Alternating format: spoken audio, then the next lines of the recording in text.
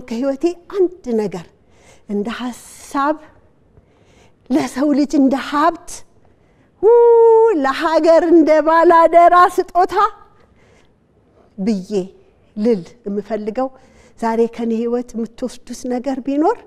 አንድ ለመፈጠራችሁ ምስጋናና ለምን ተፈጠርኩና ህልም ማየትን ማስታወስ ሁለተኛው ግን በጣም በዋነኛነት ከልብ መሆንን ልብና አእምሮን ማገናኘት ይሄ ቀልብ ከልብ መሆን የተባለ ነገር አያቶቻችን ሲሉት አሁን ደግሞ ሳይንስ በቃ በጣም ብዙ አጥንቶት ይሄ ከልብ መሆን ማለት ለካ በጣም ብዙ የሚጠቅመው ነገር አለ ጤነኛ ያረጋል አሉ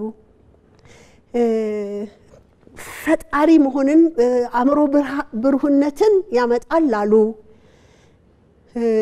ኮኦፐሬት ማድረግን ወይንም ደግሞ እርስ በርስ መግባባትን መስማማትን ያመጣል አሉ ከሱ በላይ ደግሞ ኃይል የለም ለሀገርና ያንድ ሰው ከልቡ መሆን ወይንም ደግሞ ይሄ ፐርሰናል ኮሄረንስ የሚባለው